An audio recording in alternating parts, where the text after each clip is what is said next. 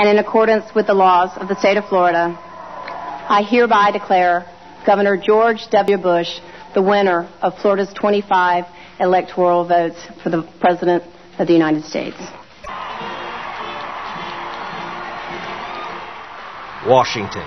The Marine Band plays Hail to the Chief for George W. Bush, 43rd President of the United States.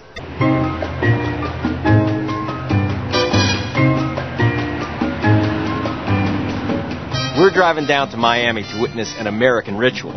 In Britain, you count the votes, then announce the winner. In Florida, they declare the winner first, and here we are, still counting the votes. She's showing the ballot in front of the light. They can see the light through where the chads have been punched through. Then she holds it in front because sometimes you can see things in different light. Right. They have a whole column for each ballot. Are normally, I assume, machine read, right? Right, right. I mean, for the purpose. They are carefully going through the 179,855 uncounted ballots that Harris did not want tallied. They'll know the winner next month. Sources tell Newsnight Gore's ahead by 20,000 votes. Jeb Bush, Katherine Harris, Clay Roberts did absolutely everything that they could to stop every legitimate count of the vote. And that's what did us in. All fingers point to the Jeb Bush crew in Tallahassee.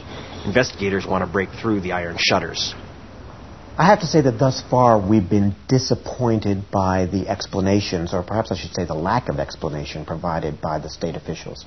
When we spoke with the governor, with the Secretary of State, and even with the director of the Bureau of Elections underneath the Secretary of State, they really were pointing fingers at everybody else, saying, look, it wasn't our responsibility. We were in charge, which was a very disheartening, disquieting thing for us to hear as commissioners, who should be held accountable for what clearly was a system that broke down.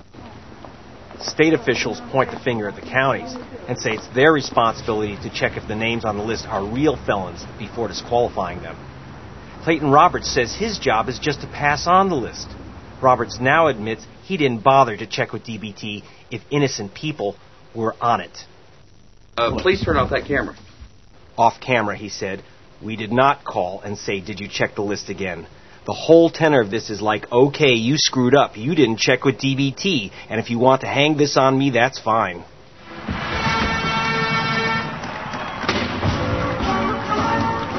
It's certainly fine for George W. Bush. Even if investigators conclude that Jeb Bush and the Republicans conspired to steal this election, the man in that house for the next 4 years will be George W. Bush.